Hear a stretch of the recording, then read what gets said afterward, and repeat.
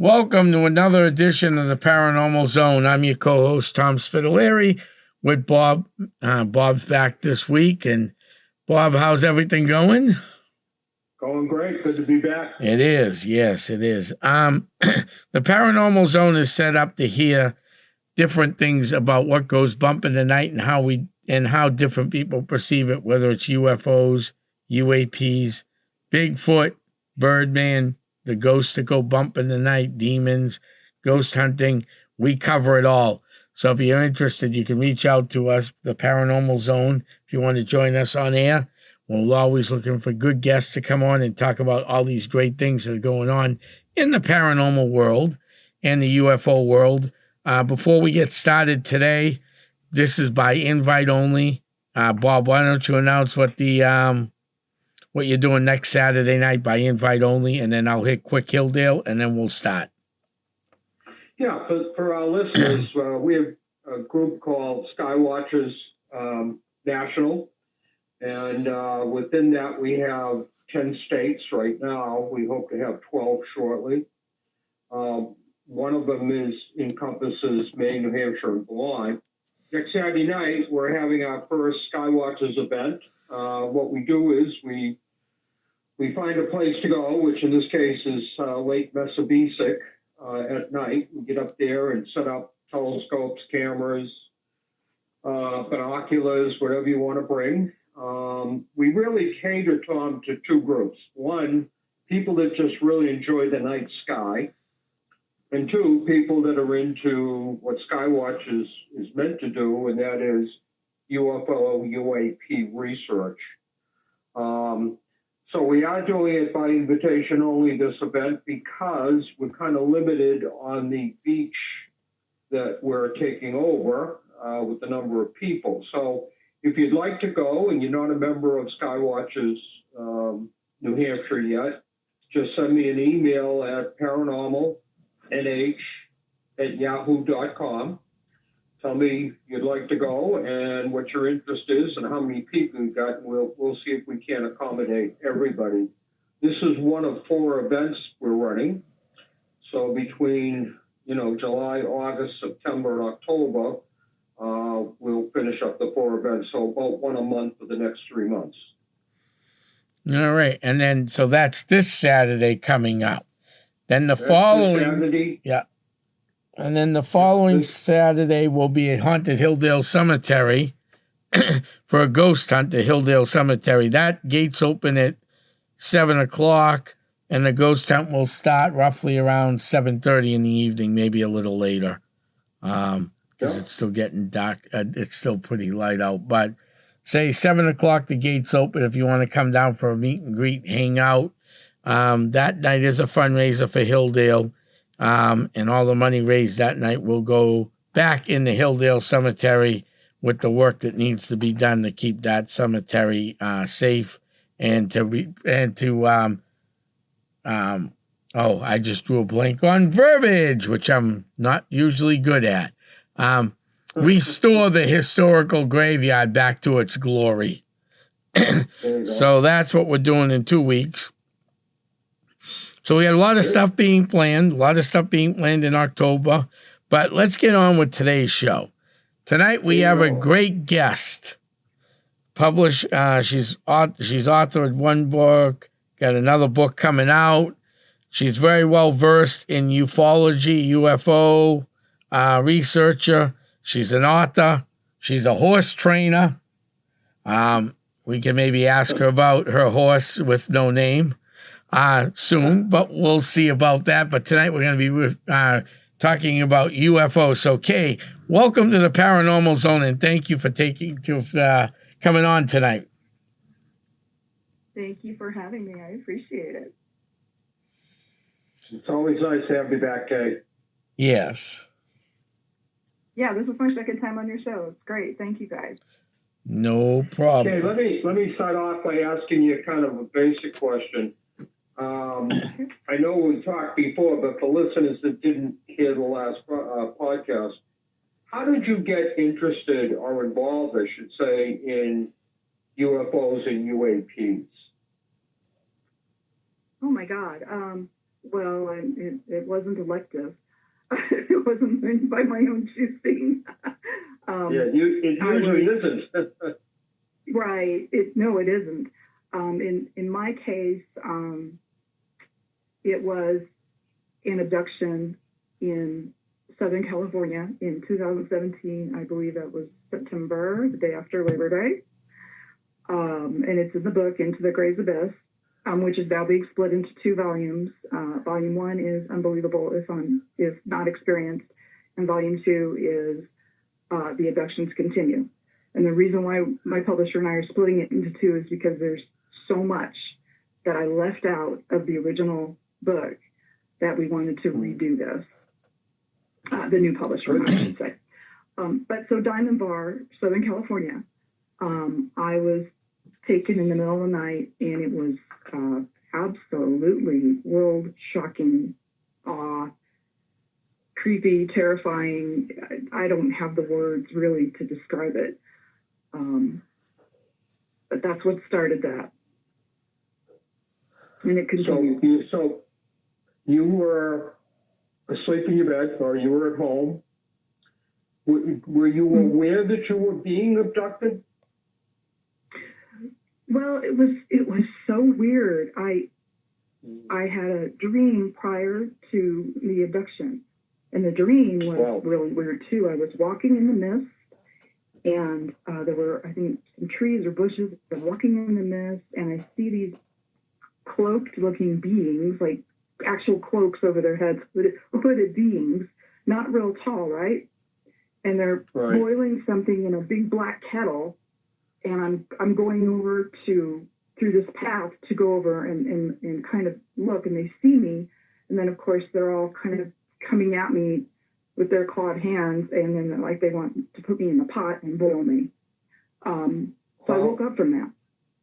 Oh my God! And then the whole room filled with blue light, kind of the bluish white light, completely in the bedroom, and after a while the blue light kind of not dissipated, that's the wrong word to use.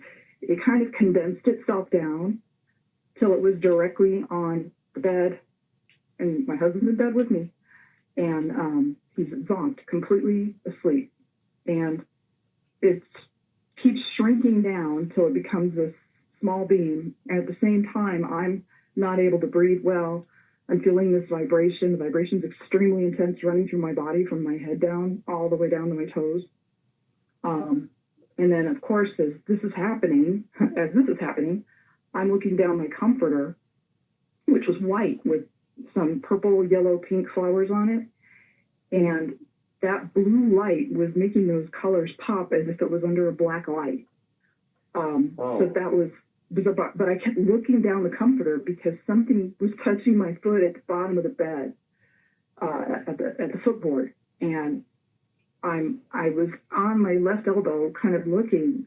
I was awake. I'm totally awake, and I'm looking, and I'm shaking, and there's vibrations going through me. And there's blue lights in the room. My husband's totally zonked, and I'm looking down, and I see just above the headboard. We kind of had a high bed because of the way I have to be able to get out of bed because of my legs and stuff. At that time, so I think I could see maybe 3 inches of this big head at the end of the bed, and the blue light made it look, well, it was blue gray without a doubt. Yeah. Had that kind of a bluish tint to it. Then it could have been a light, but I've seen them not in the light, and they're still blue gray. So that's what I was seeing, and then this hand clawed 4-fingered thing that looked like a spider. It wasn't a spider. It was the being's hand was taking my foot. And then I found that as the blue light's shrinking, the vibrations are happening. I lay back on my, back, and then I find that I can't kick, scream, vocalize, can't move, can't get back on my elbow. I can move my head a little bit, and of course my eyes. And then of course I'm trying to turn to the right, and there's another being right there on the right side, right by my pillow. And it's got this pen-like looking device in its hand, not really big, maybe like 6 inches long, between 2 fingers, and it's coming near my right eye with this thing. So I'm mortally terrified basically. And I can't verbalize anything. Nothing's coming out of my lips. I mean, I'm screaming at the top of my lungs in my own head. Charles, wake up, wake up, wake up. Help me. Don't you see this, what's going on here? Help. And nothing. Like I said, it's totally zonked, and I'm sitting there, so I can't kick, I can't move. And as the light shrinks down, it becomes one tight, tiny little beam, B-E-A-M, beam of light. And it starts moving up and down my body from my head down to my toes. And then it comes over my chest area.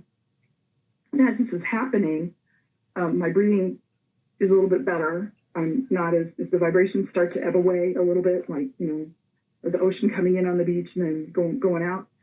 It wasn't as strong a vibration anymore, but the two beings are still there. One was pulling the comforter and the sheet off me, and the other one was doing this thing to my eye with this thing, and it had a little small kind of, it's not an eraser. The thing looked like a pen, but I mean, it's right there by my face, so maybe it looked larger than it was.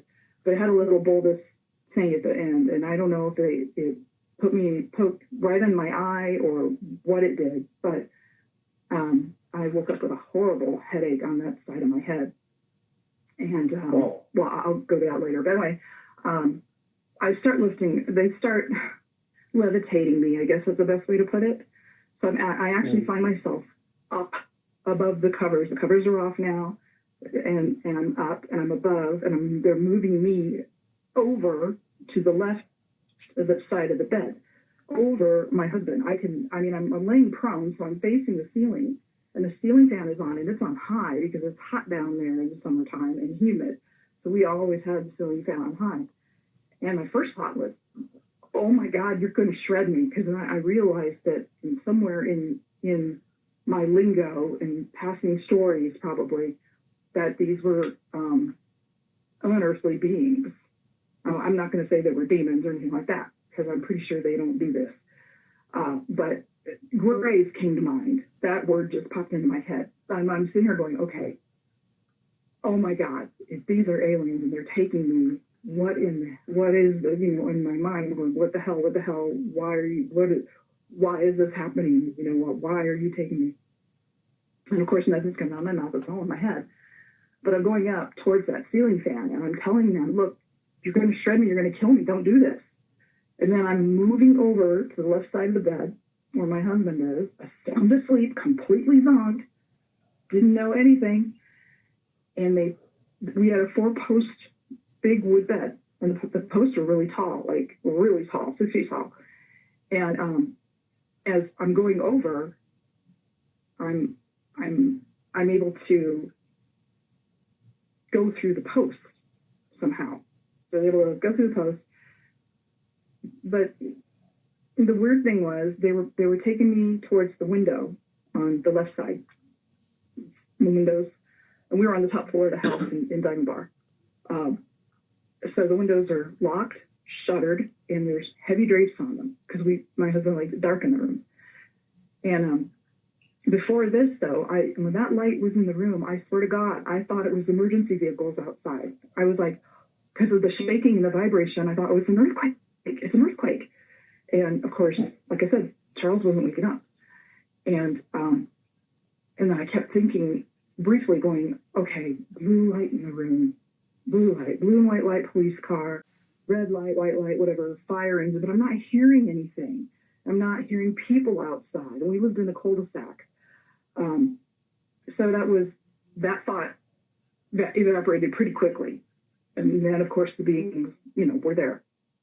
And the beam was going up and down my body, and then it stopped over my chest, and the vibration and all that stopped. And then I'm floating, and they're taking me to the window. They're taking me to the window. And I'm panicking, going, you can't take me through that. You cannot take me through that. Oh, God, please don't do this. Stop.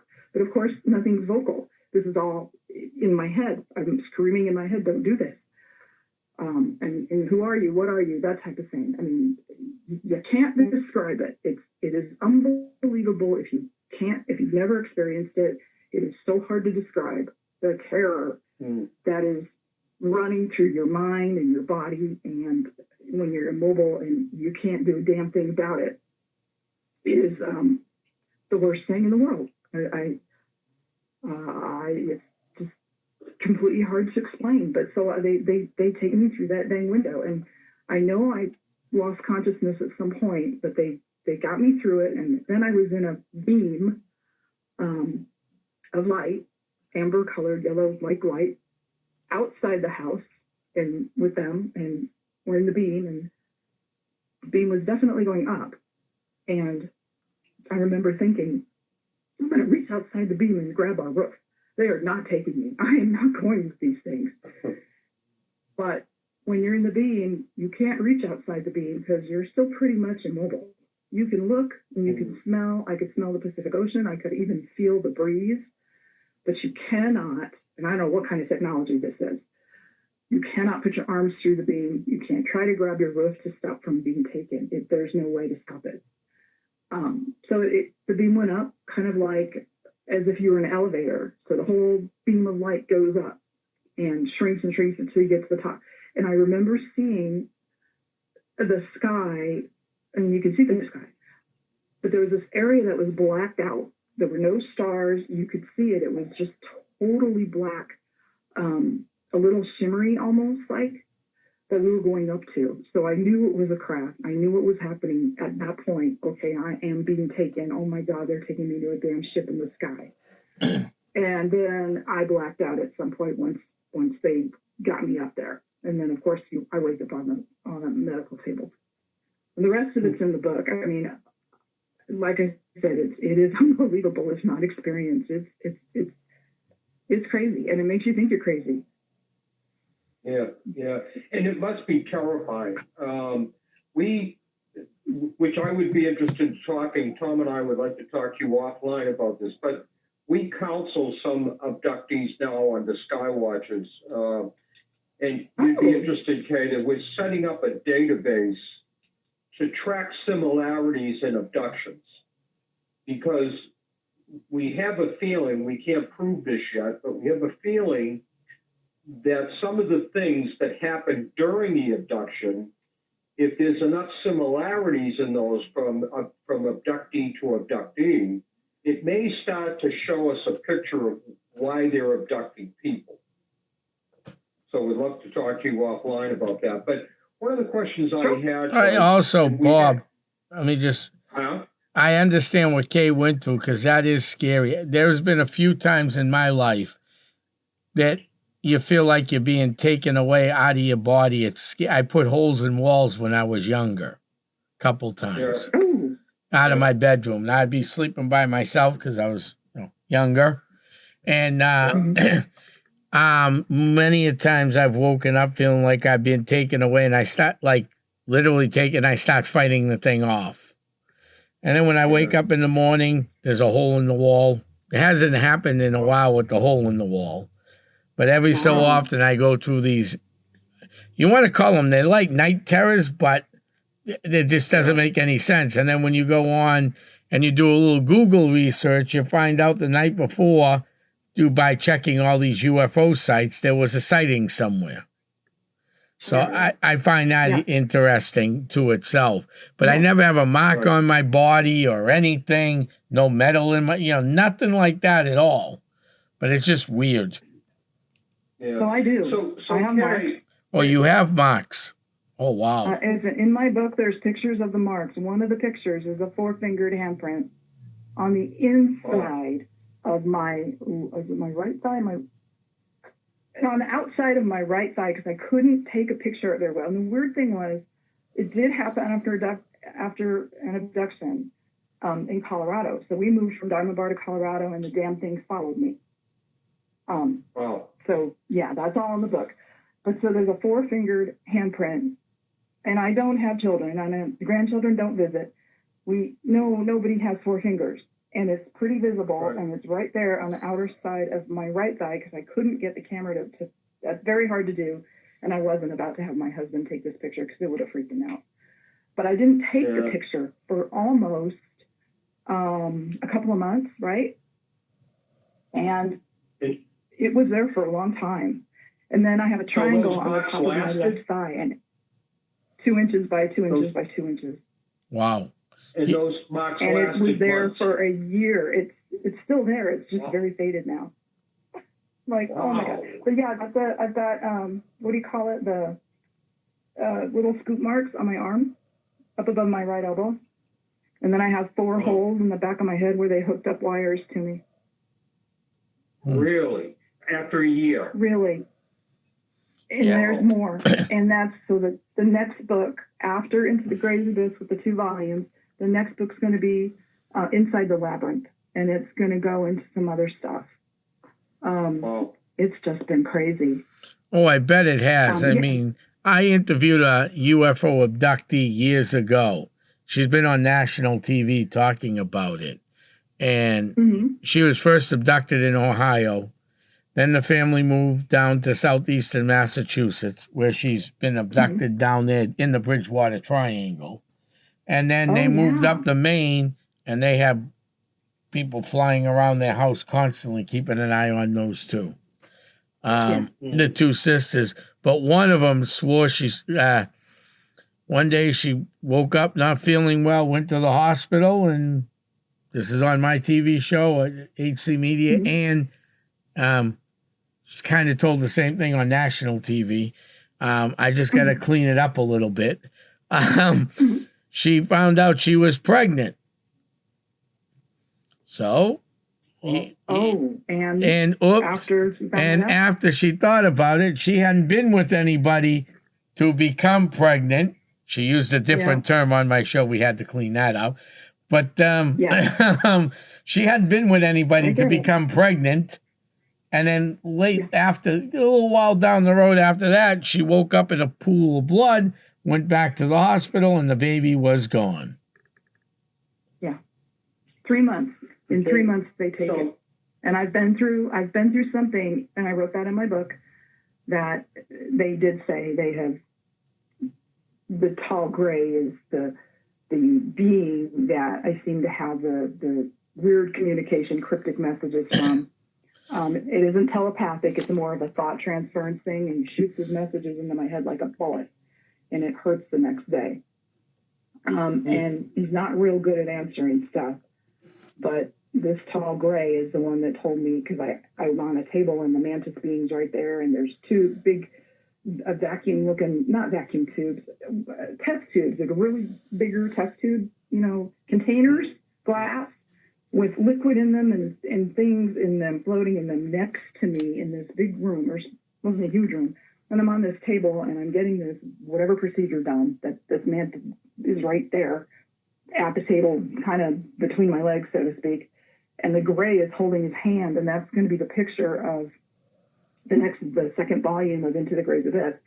The gray is holding its 4-fingered hand over my abdomen to calm me down, because I was ready to thrash and kick and scream and all that, because what the procedure that they were trying to do was find out if I was still able to conceive. Right, because I actually believe, from listening to you and many others that I've listened to through the years and talked to and interviewed, this was a common thing, and then the kids come back. So why do you think they're trying to create, I don't know the proper word for it, so I'm going to create my own alien humanoids? What would be the reason for that? Or humanoid aliens?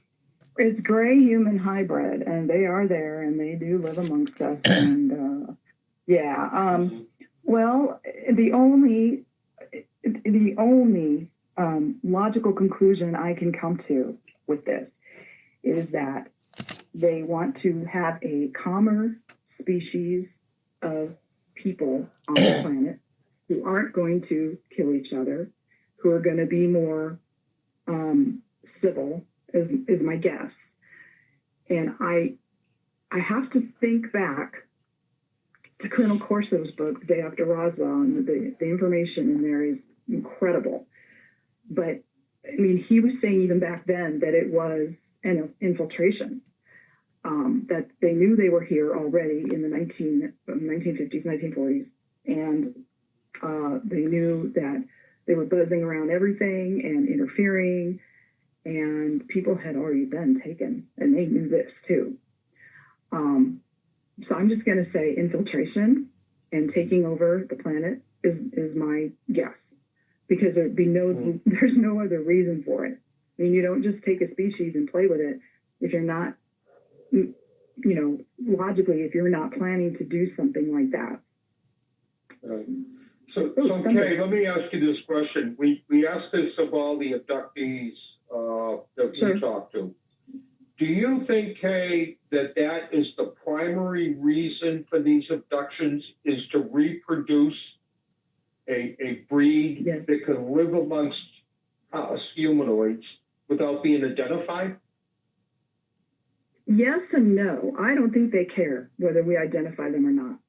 They just want them in here. Really?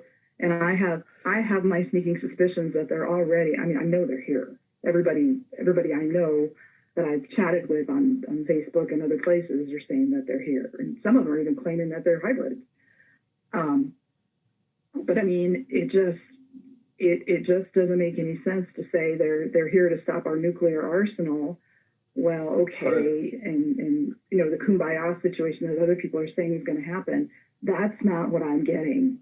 I'm getting a very dark picture from this, and I have, because of the abductions, because of this thought transfer thing with this tall gray, I now have this ability to get this weird message in the morning, early morning. I'll just wake up, and all of a sudden it'll be right there in my head. It's like a little flash message, and it can be very weird. It could be a picture of a ship with a big craft hanging out over it over in the Atlantic Ocean. And there's people there, admirals and people, naval people, and they're watching us, and I'm seeing this. The last one I saw was this big triangle up in the air over a city, I don't know which city. And there was a military people, and there was this big triangle, and then there was a saucer. And the saucer wasn't real happy, apparently, with the triangle. It was kind of like firing at it. But again, it's just huge, quick flash type messages that I get. I've had several, and that seems to be the little gift that they gave me from this. I think everybody comes away with something, and I've even said in my book that when we were cavemen, or way back when, we had to rely on that innate feeling of fear and flight. It's what it's like with horses, fight or flight, right? So you're either going to beat the other caveman to get the meat or to get the woman or whatever, or you're going to run from the dinosaur or whatever's chasing you, fight or flight. We had that innate thing built into us. And I think that it's missing because of the way we are now, but that it is hidden and that it is there. And that I think some people, when they're abducted, this sometimes pops out and comes out as more of a remote viewing type of thing. And I know nothing about remote viewing. I mean, I have like 1 or 2 books on it, but I really don't know anything about it. I haven't really looked into it that much. But it's like maybe, possibly, because you get abducted, all of a sudden this kind of thing happens that some people can actually claim that, oh my God, I'm actually, I can see this happening, and it's real short, or like me with just the messages. I've had some bizarre messages, and those will be in the next book. Right. So let me ask you this question then. The AM messages that you get, you said they're a gift. Are they a gift, Kay, or a curse? Well, I don't like waking up in the early morning with these because I don't understand them. So one of them was like I said, the saucer and the triangle, and then one of them there was a big explosion, and from the ground, and I don't know what that was. I don't know if that was a nuclear missile going up and firing at something in the sky, but there was the after effect was some kind of like spider web, really weird looking thing, and so it's just real cryptic stuff. So I would say it's more of a curse. But other people come away with the ability to have telekinesis. They can move things with their mind. I can't do that. That would be kind of cool. Go back to the issue of them with us now, walking among us, if you will. Wouldn't they, Kay, have to be humanoids to do that? Yeah. So what I've seen on the craft, and this isn't in the current book, is that I was shown. I think that was the chapter called "A Night of March Madness," and so that was still in Diamond Bar. So that was March of 2018 when I was taken that night, and I was taken to the craft, and I was done. They did something I think that was the same night they did the strange smell, or I had smelled the strange smell, which I always smell in the craft, and they eliminated it for a short time. But I was taken by the little Zeta Gray. I call him the worker being, not bee, but being, and guided me to this room. And I was sitting on a table, and it wasn't a huge room, it wasn't real big, but there was a tall gray there. And when I saw the tall gray with this smaller being, child, basically, small, really small. I mean, probably 2 feet tall. Wow. Little sparse hair, kind of like almost an alabaster looking skin, really, really pale, and bright blue, big sapphire eyes, normal feet, bare feet, long legs, for being, probably was a 3-year-old would be my guess. I don't know that much stuff about the hybrids, but I was able to sit there. I was able to watch this girl. And for some reason, they brought this girl. I'm going to say girl. She's wearing a tattered white dress. Looked like hadn't been washed in ages. Not to me, but she was able to stand there, and she kind of looked like she was trying to smile at me, but it came out like a grimace. And it was, in my head, I hear, you pretty. And that was it. And the tall gray was not the tall gray that I normally have communication with. This was I think a female tall gray, kind of taking care of this little one, gray human hybrid. Why I was shown this, I don't know. I don't get to ask any questions and get any answers like this. But it shocked me. It totally shocked me.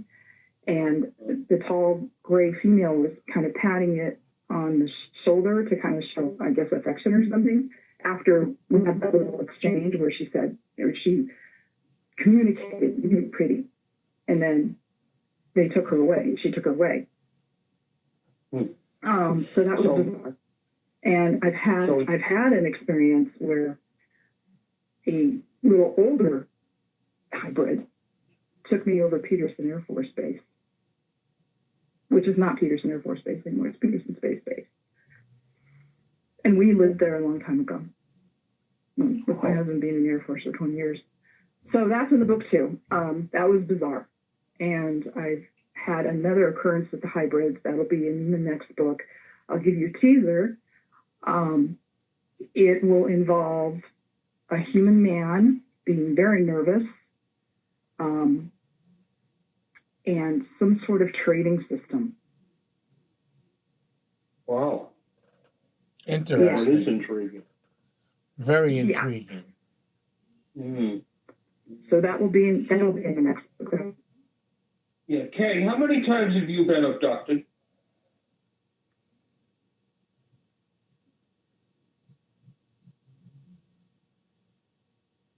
Okay.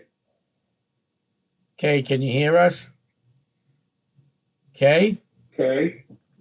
Tom. Hello? I don't know what's going on. Can you going on. hear me? I can hear you loud and clear. Wonder what happened.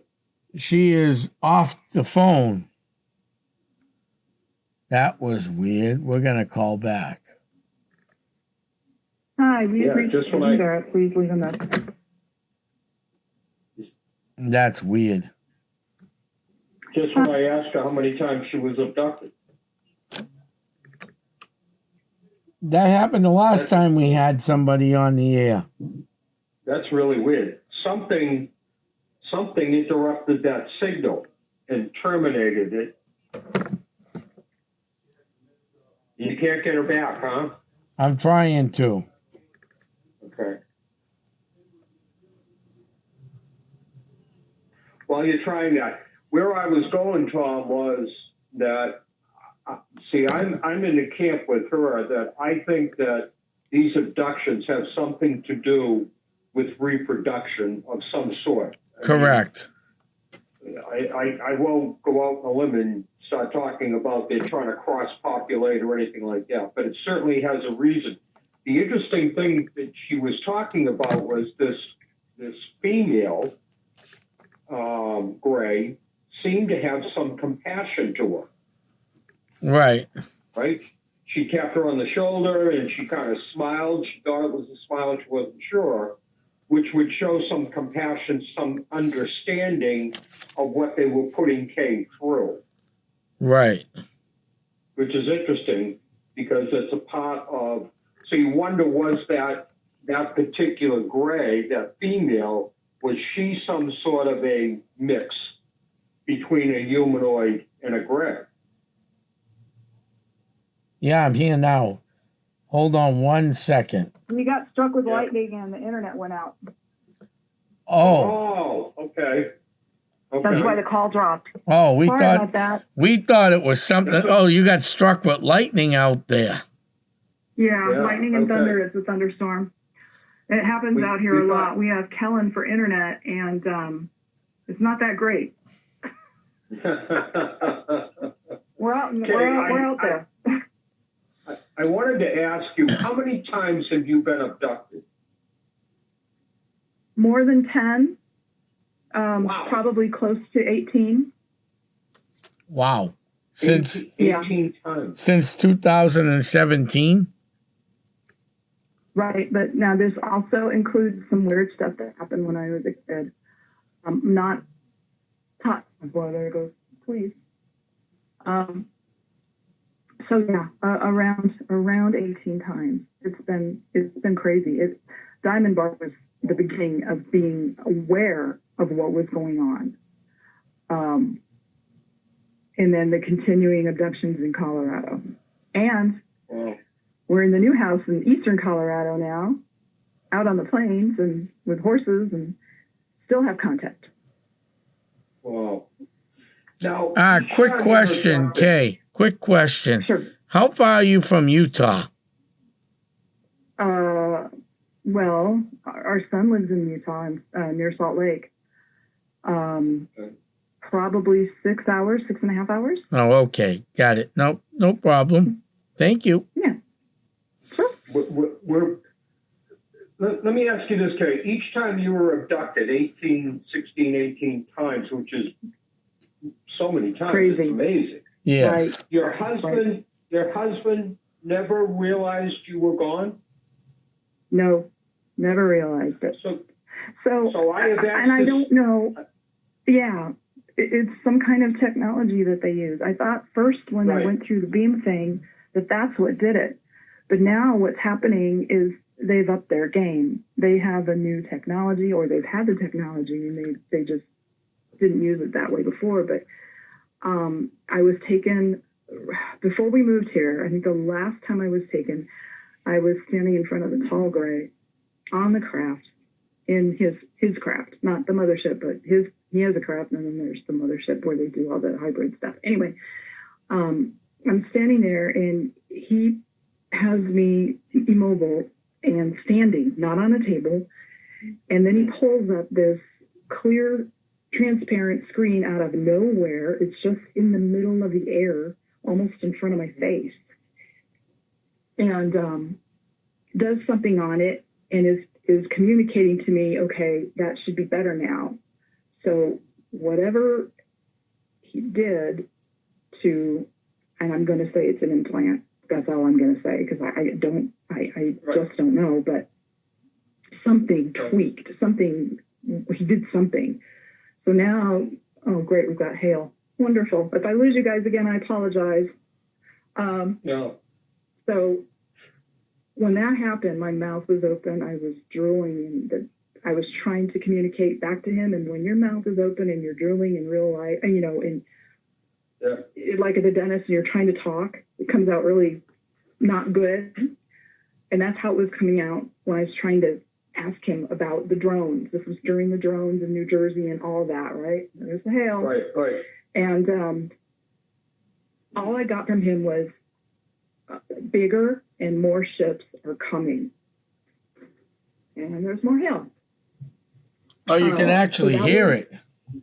Yeah, you're going to hear it. Hopefully it doesn't get any bigger than that. Oh, my God. And the horses are outside. Okay, listen. Kay, are you where you are right now because of the lightning? Are you safe? Would you prefer to get off the line?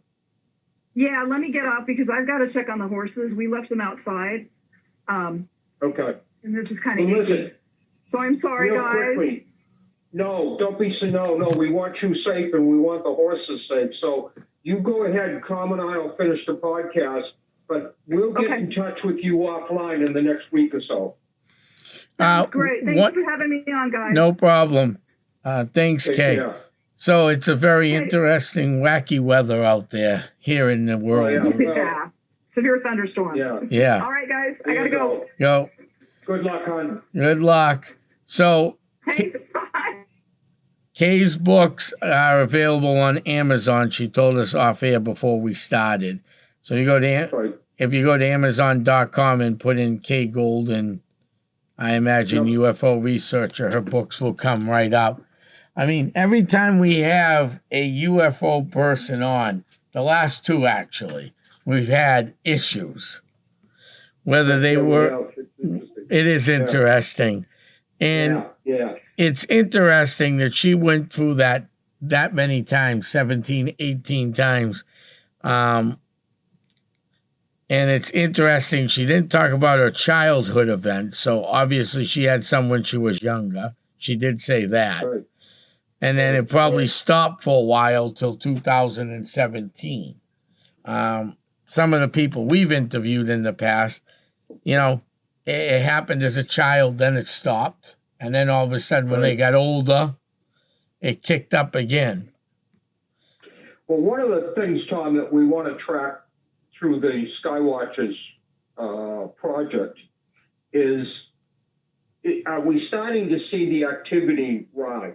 So is the curve of abductions, I just read somewhere where, I don't know, I'll have to go back and look at the number, I don't want to throw it out there, but there was 3 times more abductions in the last 4 years than there had been for the prior 10 years, or something like that. Mm-hmm. So that tells me that the abduction activity is picking up.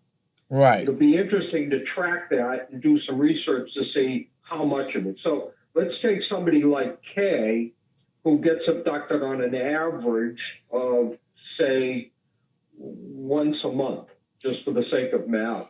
Right. If all of a sudden the majority of abductees are getting abducted twice a month, then are we coming to a conclusion somewhere? Are we coming to a point where they're prepared to now make themselves known? Now, again, this is way out there, and we don't have enough data to track that. But anyways, I think that's very interesting to see if that activity, what the curve looks like, that it's going up. Right. And the other curve would be interesting to look at, because I've always found this fascinating, the reproduction stuff. Why is it happening? Kay gave, her thing about trying to save, some people say it's save our world. Some people say it's to take over the world. We really don't know. I mean, they're all hypotheticals at best. But it would be interesting to see how many people actually went through a birthing process of about 3 months. I never used how many months online before Kay said 3 months, but pretty much anybody I ever talked to that went through this said it was a 3 to 4 month period that they would carry, and then boop, all gone. Well, Todd, to the point I was making with Kay before the lightning hit, if Greys are walking among us right now, and I think there's a lot of us that are in that school of belief that they are, wouldn't they have to be humanoids? Wouldn't we identify them quickly if they weren't? No, they'd have to be humanoids. Okay. That's why they're doing this. So then the question comes down to, do they have the ability to change from Greys to humanoid, or are they reproducing because Kay brings up Roswell. Roswell was, I think, back in 1946 or 7, wasn't it? Right? Yeah, if I remember Somewhere in correctly. there. Yes. So those births back then would be 50, 60, 70 years old at this point. Right. Correct. Right? But they would then have to be humanoids. So to me, they may be walking among us right now, and we don't even know it. It could be your neighbor. Correct. Right? And if their idea is to reproduce themselves over and over again, like people that have children do, we really don't have a clue, Tom, on what that population may already be in the last 70 years, if we take Roswell as the stepping off point. Correct. Right? I think the other thing that's fascinating is, and we need to start tracking this, that this whole thing with Kay started off with a dream. If you recall, she said she was having a dream that she was walking through a field of some sort, and they were cooking something in a pot. Correct. And it was a dream, and then that's when the blue light came in.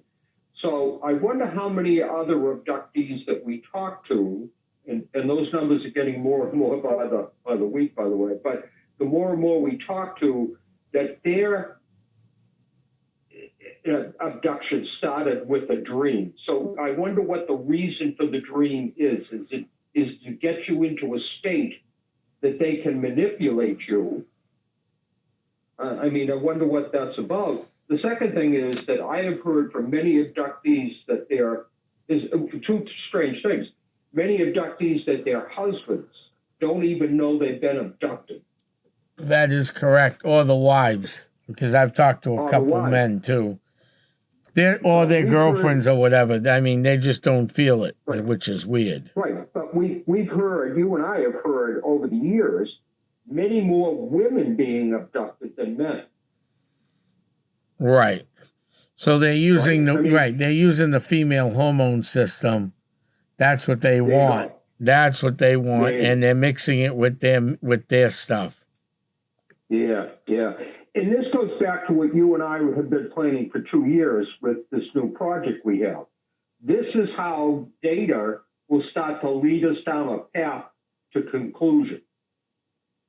Right.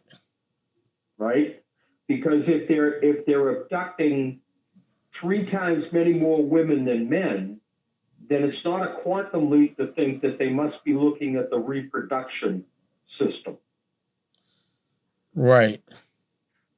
I mean, it would just make sense that would be their motivation. No, that would make sense. Yeah. So it's an interesting study, and I think that the project that you have developed and launched that we're working on is going to really lead us down some paths. And I would say to our listeners out there, because I know, Tom, tonight at 6:45, 6:50, there are people out there that have been abducted that has never told anybody. Kay is a unique individual. Correct. Because she is very open about her abductions, and she shares a lot of information. So there are other abductees out there that might want to do this and maybe should do that for their own psyche, because they need to know that you and I are there and other people that they're not alone in this endeavor. How true that is. How true that is. Because if you feel like you're alone, it's hard. Yeah, well, you've had your situations, correct? Yep. Yeah. So we know people that just can't talk about them, even into adulthood. They just can't talk about what's going on with that.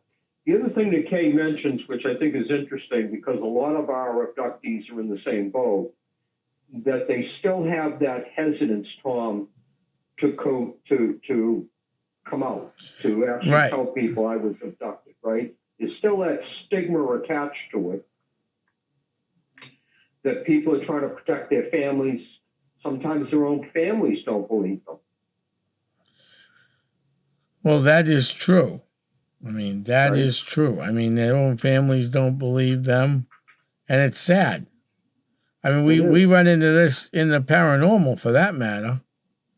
We do run into it all the time. Yeah. I mean, how many people have told us that at a young age, 5, 6, 7 years old, that they had contact with a spirit or ghost, whatever you define it as, and yet when they told their families, it was kind of, put aside as a joke. They weren't taken seriously. And I wonder how many of those people that happened to closed the door to something, to a gift that they really had started off with. Correct. You look at mediums, the mediums that we work with, had made contact when they were 5, 6, 7 years old. But in one case that I worked with for 20 years, she has fought her way through all the discrimination to become one of the best mediums in New England. So if not New England, the East Coast. Yeah. How far would it go? But imagine this same situation with mediums seems to exist with people that have been abducted. Right. The hesitant to tell anybody, the denial by their parents or their siblings or whatever, and they go through a period in their life where nobody believes them, and that must be so frustrating for people. I mean, frankly, I don't want to get into your personal life, but you've experienced a lot more than you've ever told anybody. Right. Correct. So, but you know that people close to you that love you have heard stories and believe you, and you're comfortable telling them that. But not everybody has that in their lives. No, they do not, and that's what's sad. And that goes from the UFO to the cryptid to the paranormal to people with abilities. You hear all the time. I just interviewed 2 people for Essex County Ghost Project. I'm not going to mention their names. I won't even mention where they're coming from, but they're local, okay? Because I didn't get permission to tell the story. But pretty much, when she was a kid, I'll say she was a she wasn't sure if she had abilities, and then all of a sudden, as she got older, they came back. So somewhere along the way, she shut down. We hear this all the time. I had friends of mine where a school department hit the roof because those kids saw dead people. Okay? Yeah. I mean, we need to embrace these people and help them out, because these are the people that are going to help us deal with the issues that are coming from the paranormal, from the cryptids, and from the UFOs. Because I believe they're all intertwined one way or another. How yet? I don't know. I don't have any scientific proof of it. But where there's Bigfoot, where there's UFOs or UAPs, there's always paranormal, and vice versa, and vice that. Yeah, exactly. And, if we go back and look at the Paranormal Zone back 60 or 70 episodes ago, and you do a great job at announcing this every episode, that's what the Paranormal Zone is all about, is to give you an opportunity to want to tell your story. We don't have call-ins. We don't have call-ins for a reason, because we want people to feel comfortable that this is your story. You tell it your way, and there's no judgment here. There's nobody challenging you on something you say. Right. Bob, imagine if we did a call-in show. Oh, it'd be a disaster. It would be a federal disaster zone with the people calling up that don't believe and this, that. It's not even worth the headaches. Oh, sure. I mean, I'm not going to mention the call letters, but I was on radio many years ago in the Portsmouth area, and we could have went to talk, call in then. And I said, no, because it's not fair to the guests. Bring the guests in to tell their story. Okay, they have to have a comfort zone that somebody isn't calling up, challenging them.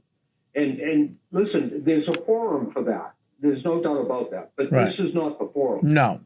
You want a forum, we'll go find one.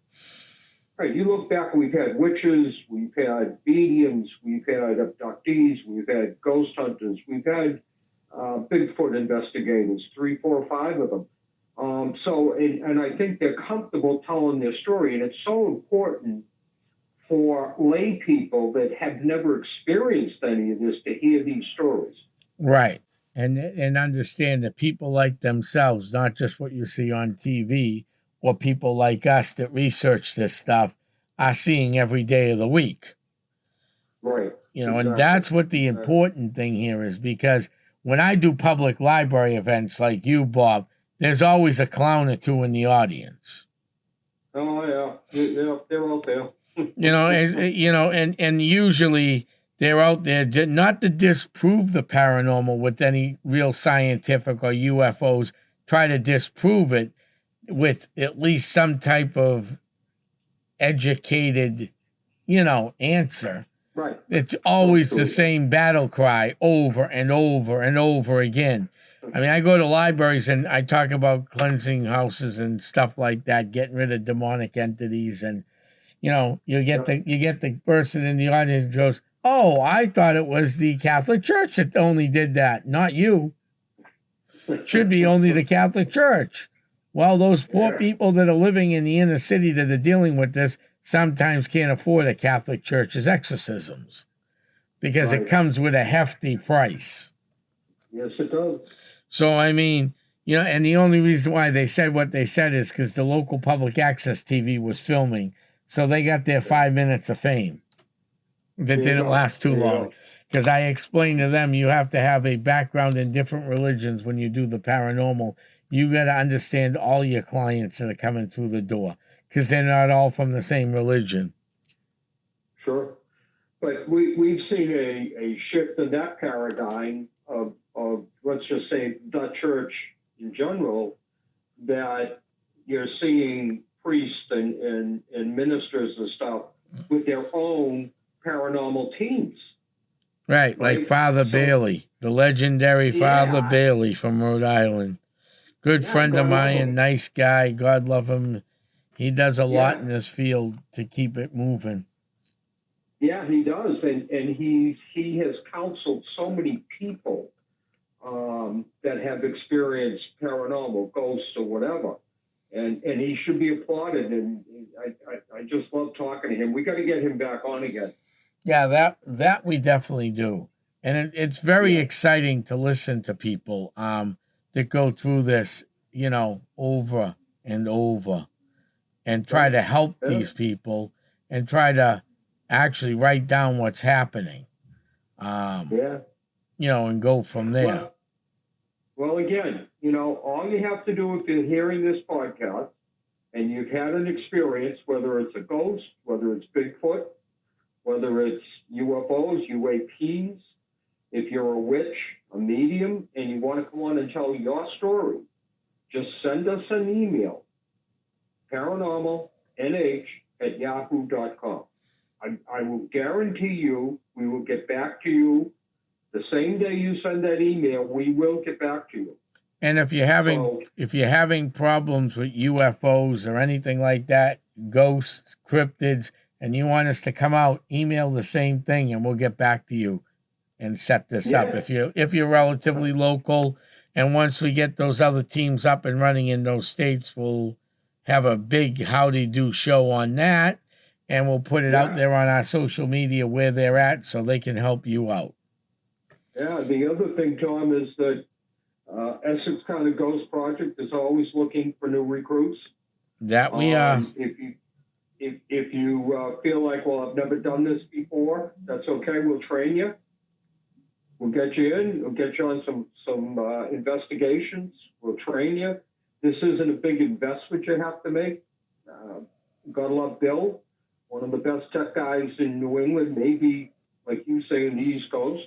He's got more equipment than he knows what to do with. So you don't have to make a big investment to get involved here. And he'll train you on the equipment.